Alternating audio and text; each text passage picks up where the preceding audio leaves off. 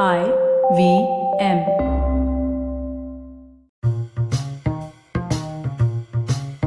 Hello and welcome to the Wire Talks. I'm Sidharth Bhatia. What we see in India all around nowadays is something that we last experienced in 1975 when there was a formal so-called legal emergency that was imposed by Mrs. Gandhi's government. And since then, after 1977, India has had democratic governments, and this particular government that is administering the country at the moment is also democratically elected. But what we are seeing reminds us of the emergency. Critics and dissenters are being silenced, independent institutions are being compromised, and the media is crawling, but very enthusiastically. This will definitely sound to many of us like the emergency. The recent arrests of journalist and activist Teesta Sittleward, and soon after journalist and fact-checker Mohammad Zubair, have also invoked memories of those dark days. So is the emergency back but without declaring the emergency? Professor Christophe Jaffrelot, who teaches South Asian politics and history at Sciences Po in France and King's College in London, has written two recent books, one about the emergency of 1975 and another on India under Narendra Modi. So this is very, very coincidental. If you put the books together, you can understand what is going on in India. Professor Jaffrelot, who's one of the best-known international academics on South Asia, has written several other books on India and Pakistan, including on Hindu fundamentalism, Baba Saheb Ambedkar, and the history of Pakistan. And he is our guest today, and he will try and put some perspective into what has happened and what is happening in India. Professor Jaffrelot, welcome to the Wire Talks. Thank you, Sidharth. Thank you for the invitation. Your two recently published books, India's First Dictatorship on the Emergency and another on Modi's India, seem to be somehow now connected in some way. Are we seeing signs of another dictatorship?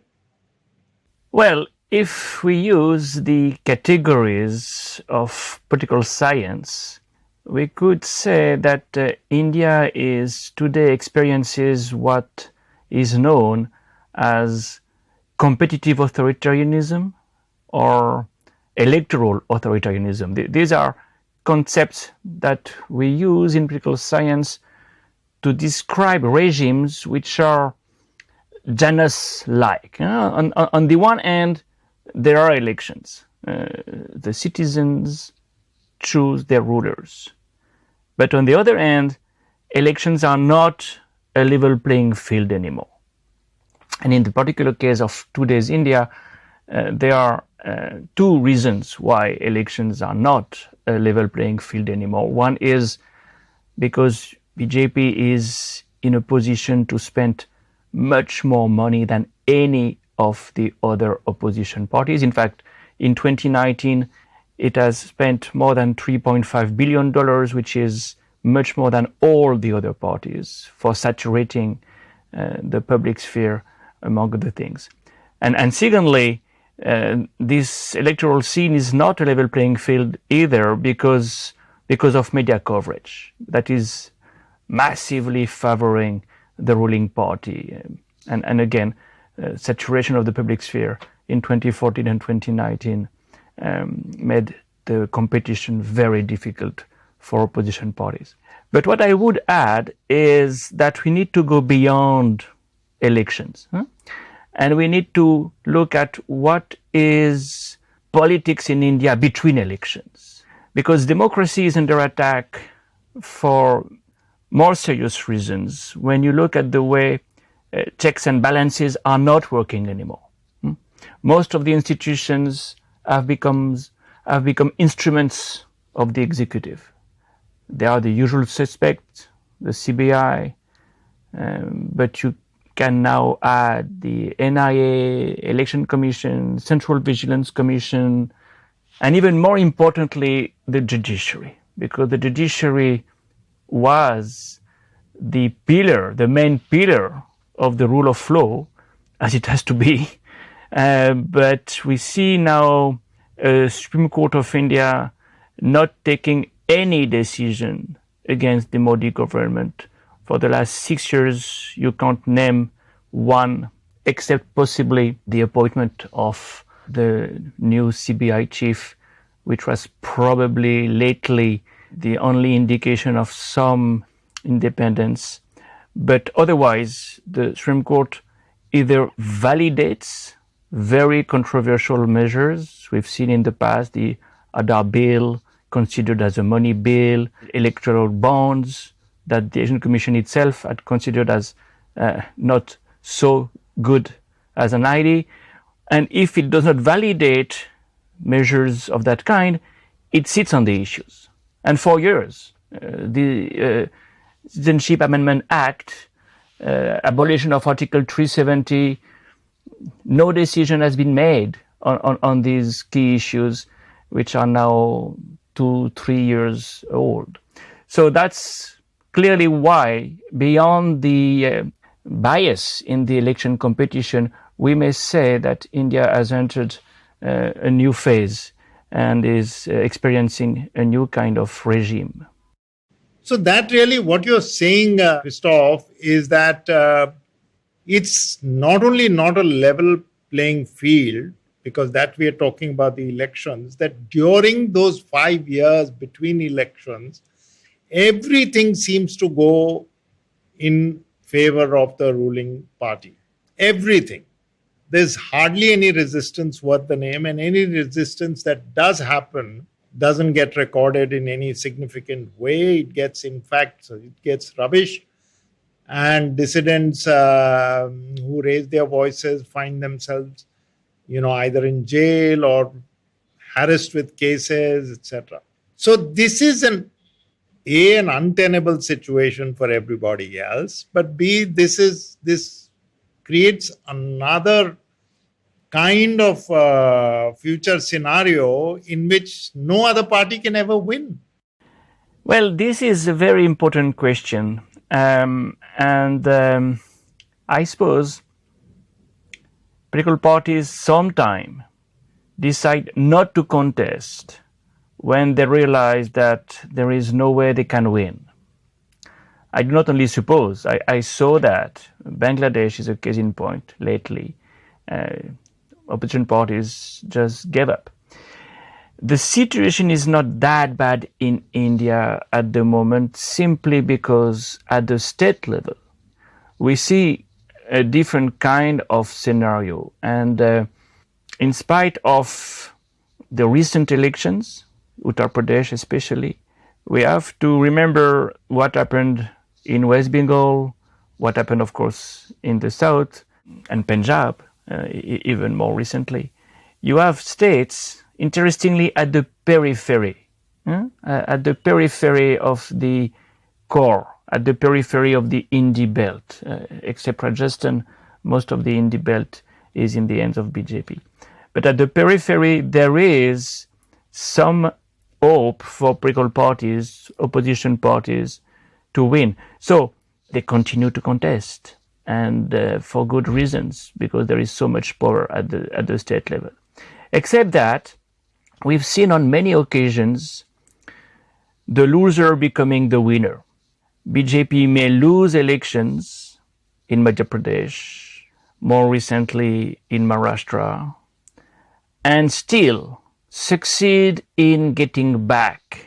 Karnataka is another case of that kind. And this is where money power plays a big role, of course, because every man has a price. You can also offer portfolios, ministerial portfolios, and it works pretty well. We have very strange situations in many states where a large number of ministers are not from the BJP, in fact, because you had to bring them in, and that was what attracted them in the first place. So that's what we can call with Gilles Vernier's predatory politics, which means that even if you can win elections, you may not govern the state you've won. And in spite of so many rules and regulations, you will never prevent a party to take MLAs in an hotel. That's not something you can pass a law against. Well, the day India passes a law against MLAs in hotel rooms, we'll have reached a different level. Well, I don't know whether you've got the latest thing. It has just happened an hour and a half ago that a new government has been sworn in Maharashtra. And of course, it is not a BJP government because the BJP will support it from outside, which is really speaking a win-win situation in many ways. But you're right. It happened in Assam. It happened in Gujarat. 1/3 of BJP MLAs apparently are from the Congress, which depletes the other parties that much more. Yeah. And it almost happened in Rajasthan. Yeah. Yeah.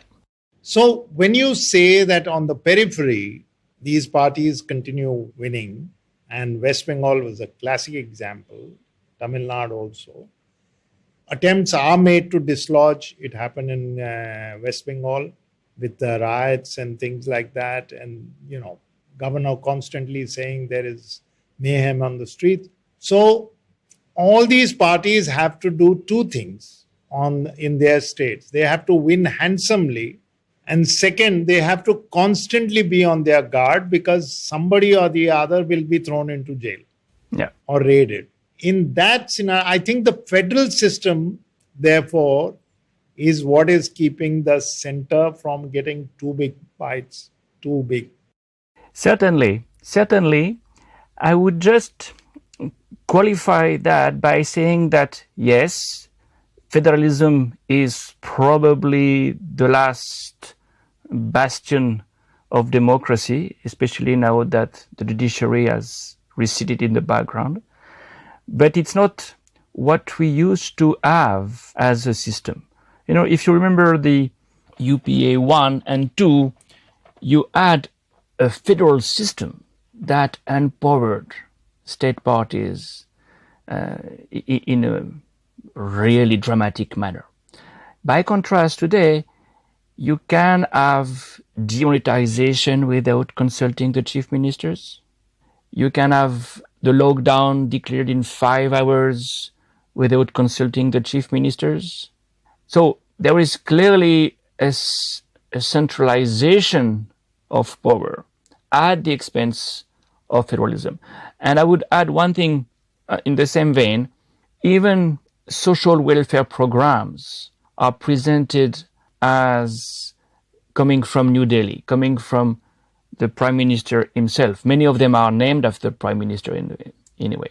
When you looked at what happened in the previous government under Manmohan Singh, the states could draw benefit from that, and they were credited by the citizens as responsible for welfare programs. So yes, federalism is a very important element of what's left of democracy, but it's not the federalism we used to know in the past 15 years. Now, we've talked about institutions and the political parties. Coming to individuals, that seems to be another front which the BJP is operating on in full strength. They've gone after activists. They've gone after, we are talking about what's happened in the last few days, but if you remember, even Bhima Koregaon activists, all human rights workers are still languishing in jail. They've gone up after journalists in Uttar Pradesh. But what do you make of Teesta, who's long been a critic and a thorn in the government side, in the party side, and the arrest of somebody like Mohammad Zubair, who's really speaking not an activist as such? How do you see this sudden arrest, back-to-back more or less, of these two? Yeah.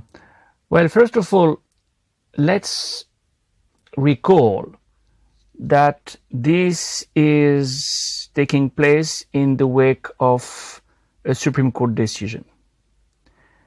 And that takes us back to the judiciary question. Why is the judiciary behaving the way we see it behaving? And I would suggest three explanations. One, judges are not appointed the way they used to be. The collegium system is defunct. By the way, that was the first reform the Modi government wanted to introduce as early as July 2014. It failed to change the way, theoretically, on the paper, judges are appointed. They are still supposed to be appointed by the collegium. In practice, they are not. And Justice Thakur fought that battle and lost that battle because his three successors in a row, preferred to resign themselves not to appoint the judges of the Supreme Court by resorting to the collegium. Now, de facto, the government appoints judges and promotes its own sympathizers, especially because the Sangh Parivar has infiltrated the judiciary for a long time. So that's one very important change, a long-term change. It has probably reached a point of no return in terms of the composition of the Supreme Court. But there are other reasons. Ideology is not the only one. Judges are getting post-retirement jobs now without any cooling off period, and they prefer to please the government before retiring. It's very simple. And last but not least, judges are also blackmailed. Government has files on everybody, including judges. And never forget that justices were targeted by the Pegasus malware as well. So I would recontextualize the arrest of Testa Setalvad and R.B. Sri Kumar in this context. Now, that's the precondition. It made it possible. But why has it happened? Well, I think there is a clear attempt to erase the 302 pogrom from the history of India and to take revenge against those who fought for justice. In fact, this pogrom is not even mentioned in history books anymore. It has to leave, it has to go, it has to disappear from the past.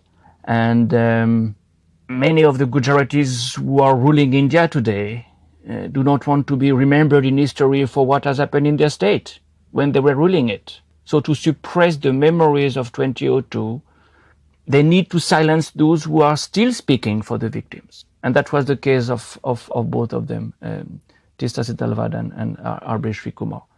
And they are the last ones in a long list, as you say. The others, the Bhima Koregaon accused, whom you have been mentioning, were also arrested because they dissented. And we are in a situation when no dissent is acceptable. This is exactly what an authoritarian regime does.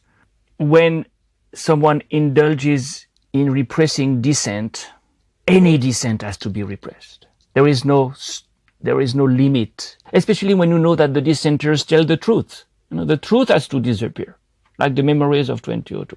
So all authoritarian regimes work that way. That's why they gradually become police states, resorting to surveillance. Phones are tapped, files are created to blackmail friends and foes, because friends too need to be controlled.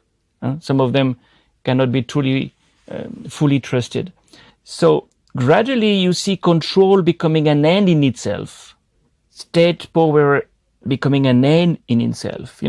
Today you wonder, why does this government want control, full control for?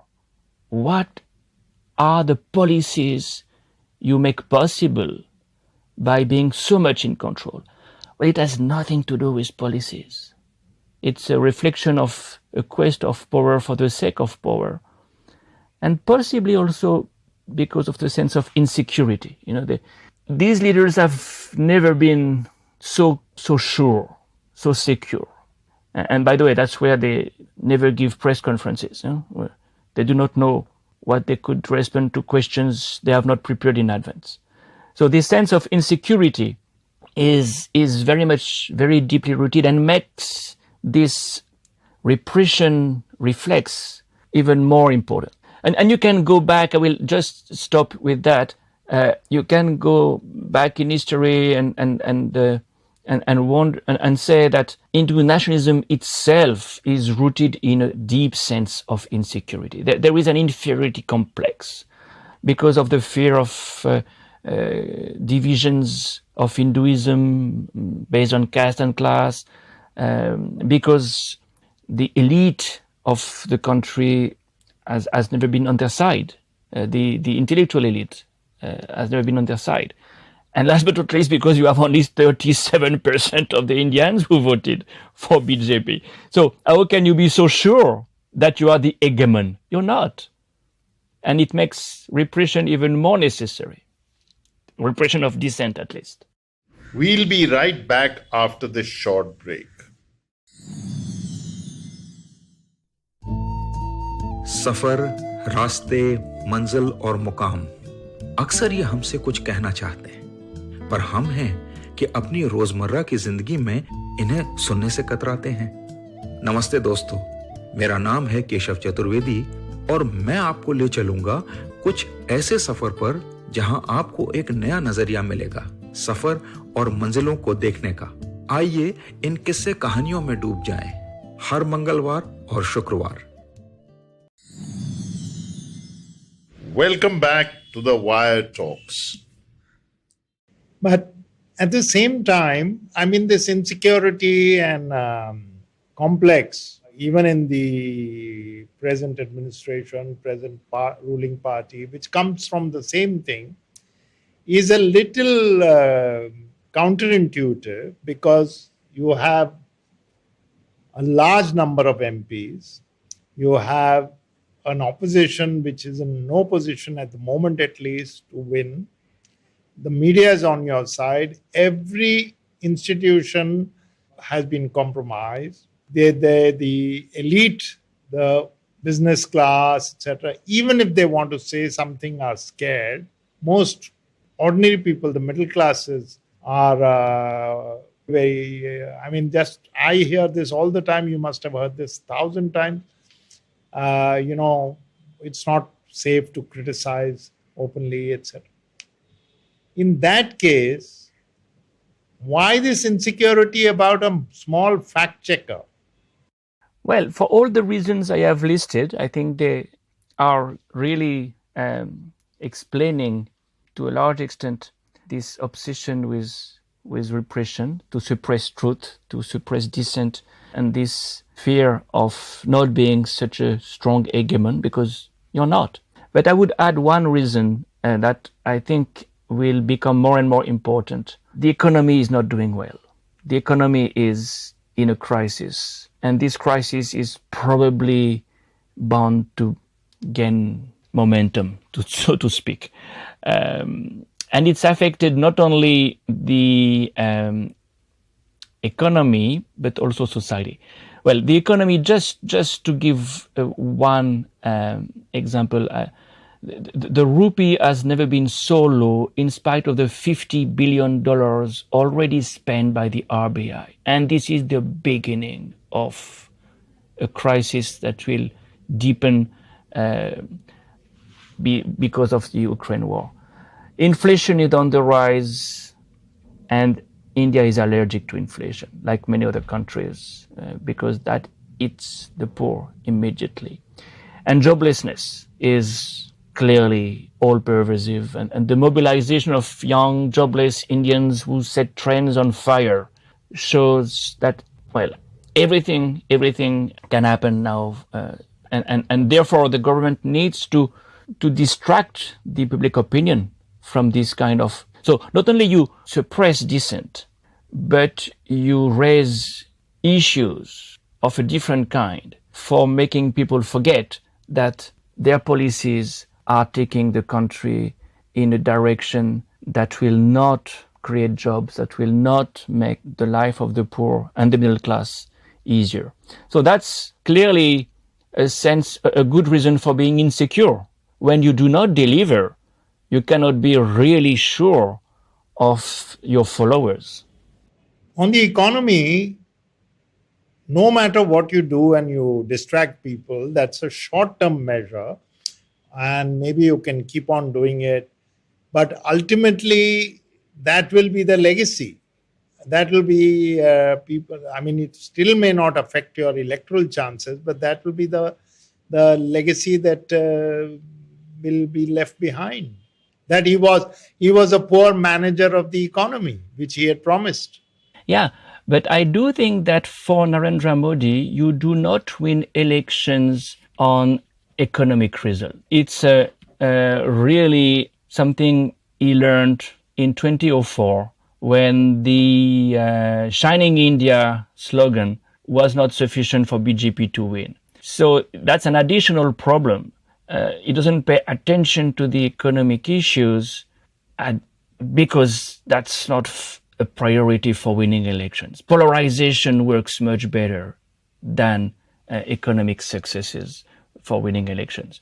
And that's an additional problem.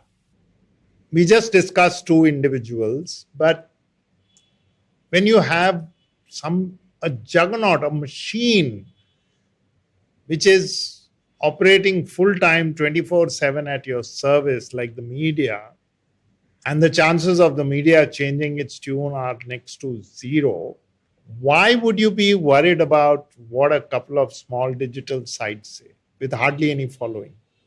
Well, I think that these small media actors represent much more than you think.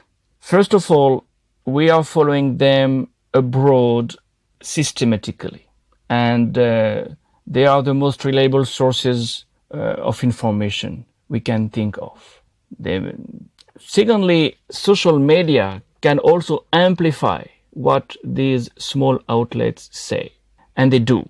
And thirdly, even if it's not a mainstream message, a mainstream actor, when someone, even a lonely voice, says something true, it has to be suppressed. Because this truth can become popular, and if it spreads, then the king is naked.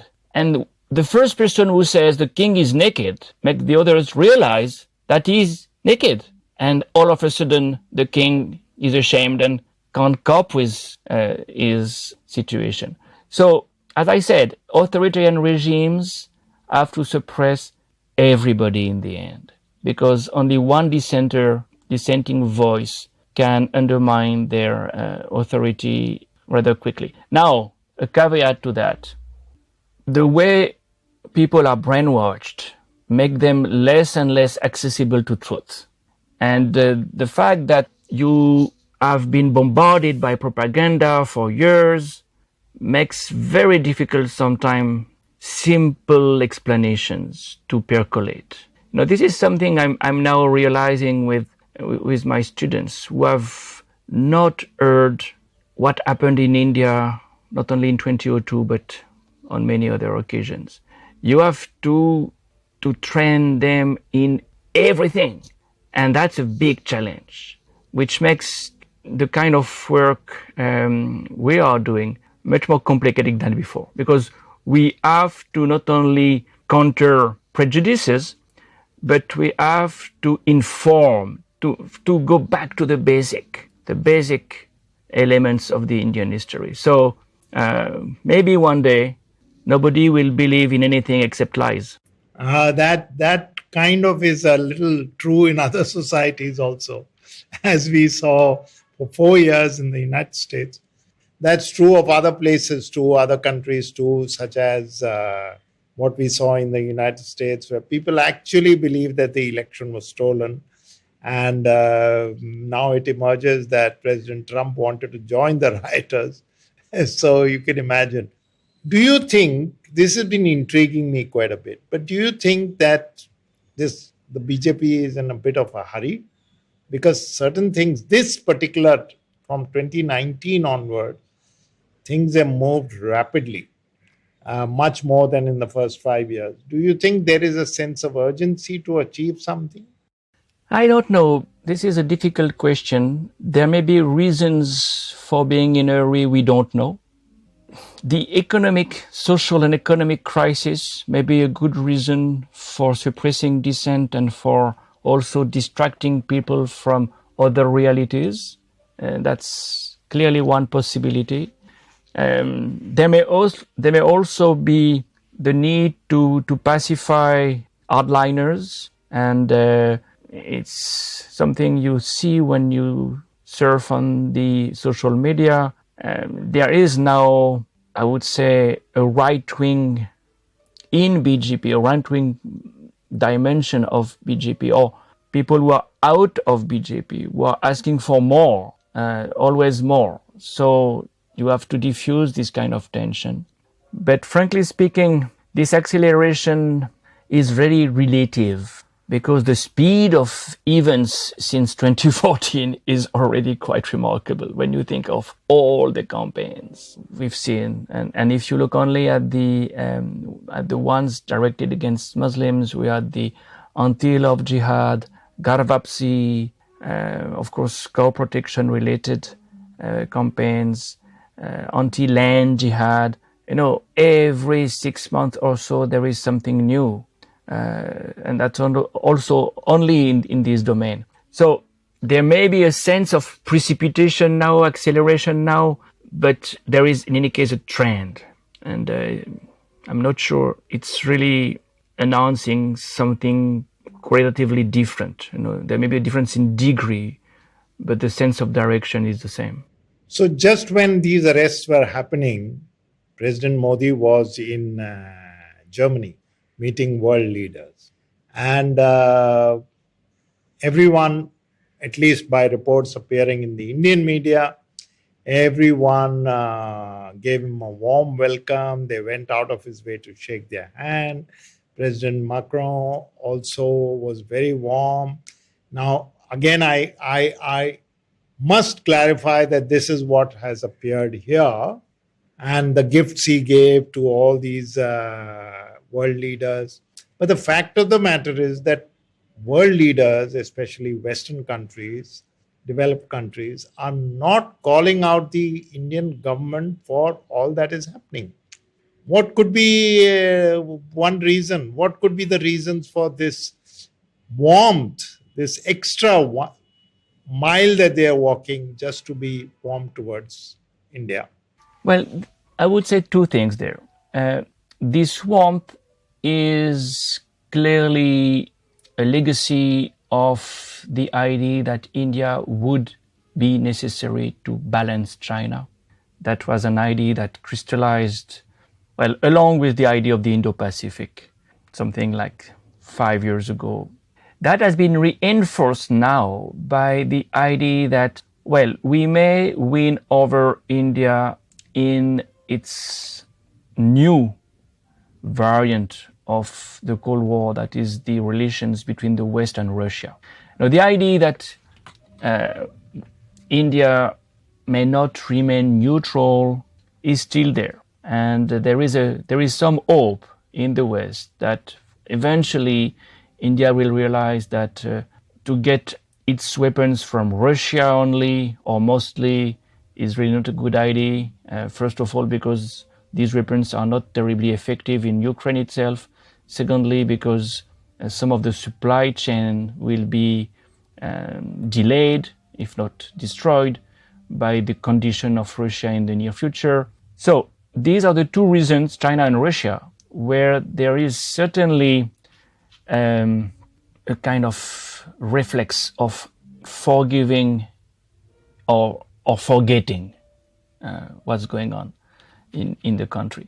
Secondly, there is still this idea that this is a huge market and we have a lot of things to sell, including weapons.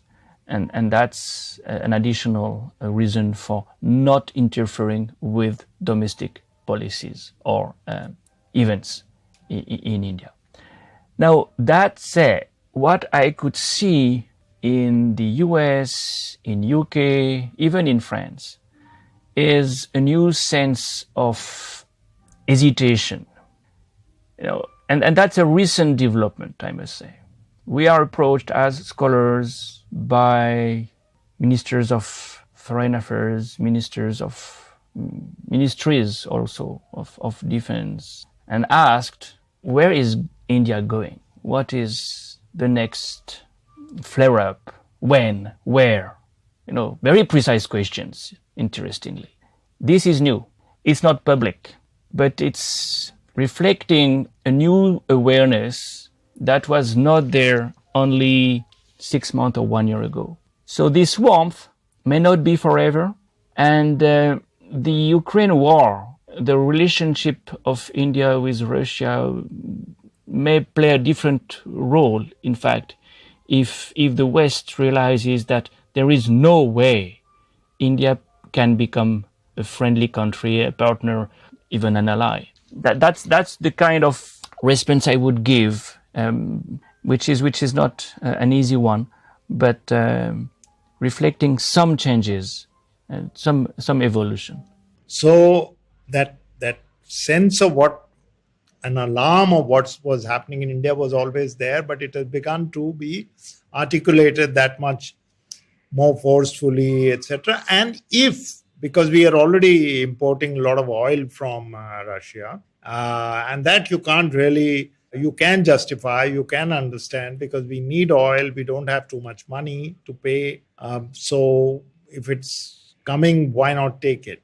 But if that continues, then I think, as you said, there will be some rethink in Western capital.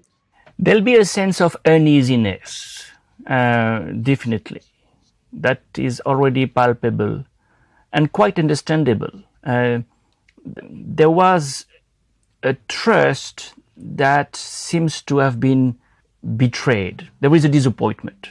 And it remains to be seen how will that translate in concrete terms. It may have minimal effects. For instance, some transfers of technology may not take place simply because the fear of seeing this technology elsewhere in the hands of friends, but also enemies of the West, may be one of the fear, maybe there. So that would be a minimal impact. You may have larger consequences in terms of trade deals, all these FTAs which are supposed to be negotiated at the moment. This is a difficult process for many reasons, including, for instance, the fact that you think in terms of flows of data, but India doesn't have any credible personal data protection law. And that's only one of the problems, challenges that will be met when the FTAs will be negotiated. So that can have larger consequences, but it's too early to say, really too early. This war will last for a long time, and the consequences it will have on the economies of our countries will impact the geopolitical relations, inevitably. How far? Really, it's too early to say. So to not sum up, but to look forward, where do you see India heading? Socially, politically, economically? You ended that particular answer with a reference to the Ukraine-Russia war. And if that continues for a long time, there'll be an impact everywhere. Where do you see India heading in the next few years? There is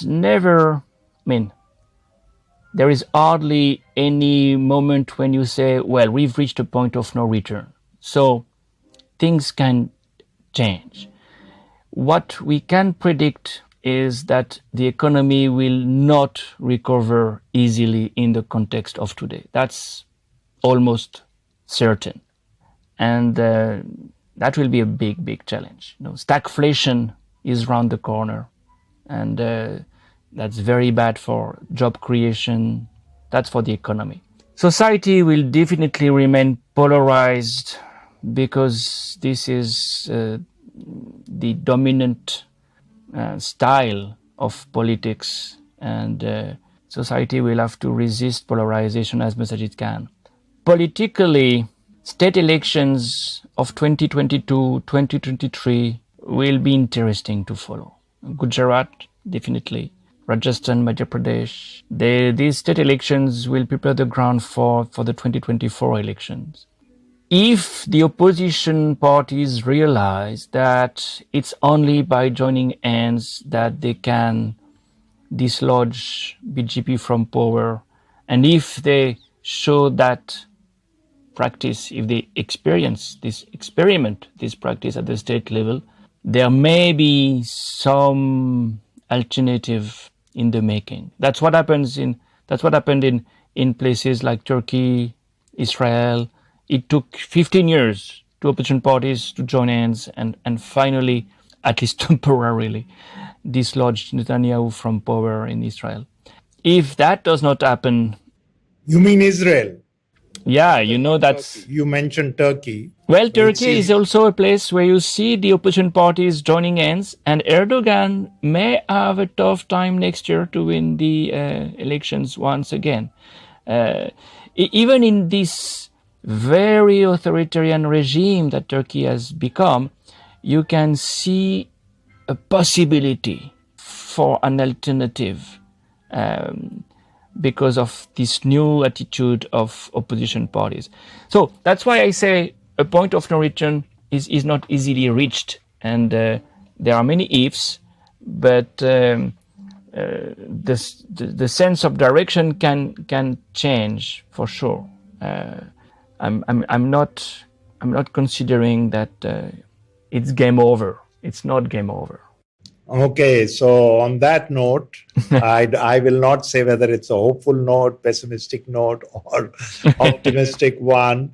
But on that note, we just heard a very, very academic and yet very, very grounded assessment of what is happening in India at the moment and where it is likely to go. But then this was Professor Christophe Jaffrelot, author of so many books on India and the neighborhood, talking to us. Thank you, Professor. Thank you, Sidharth. Yeah. We'll be back once again next week with another guest on the Wire Talks. Till then, from me, Sidharth Bhatia, and the rest of the team, goodbye. You can check out this podcast and other interesting ones on the Wire website, the IVM Podcast website, app, or wherever else that you get your podcasts. Goodbye from me, Sidharth Bhatia, and the Wire Talks podcast team. There's a quick survey to fill out on ivmpodcast.com/survey. It lets us know a little bit more about who's listening to us. And you know what? We're going to do a few prizes. So, we'll do a random drawing of maybe 10 people and we'll send you all some swag. Remember, that's ivmpodcast.com/survey where you can fill out the survey. Hello everyone, it's been another great week on the IVM Podcasts network. On the Habit Coach podcast, we bring you a Pride Month special episode. Fertility specialist Dr. Yuvraj Jadeja talks to Ashton about safe queer sex practices. On the Filter Coffee podcast, Karthik speaks with Rahul Thappa, managing director of Naviga, on the watchmaker's craft. On Smarter with Sid, Sidharth ponders over how content creator PewDiePie manages to stay relevant. On Hansvani, a tribal woman takes a stand against her abusive husband in the story Var. And on Ek Chuski Finance, Priyanka highlights the importance of estate planning. We've got some exciting news for you. IVM Podcasts has just launched its merch, and our first line is out now. Head to the IVM Podcasts website and click on the Shop tab to check out our first collection of t-shirts. Do follow us on social media. We are IVM Podcasts on Twitter, Facebook, Instagram, and LinkedIn. And remember, if you're enjoying this show or any of our other shows for that matter, do tell a friend. Also, don't forget to rate us on any platforms that you're listening on. And you can also check us out on YouTube. We're also doing a small listener survey to better understand how you respond to our shows and advertising on the network. We would really appreciate if you could spare a few minutes to fill it. It helps us build better shows for you. And finally, we would like to thank our sponsors this week. Capgemini, Intel vPro, and Intel. Future Banao Wonderful with Intel-powered laptops.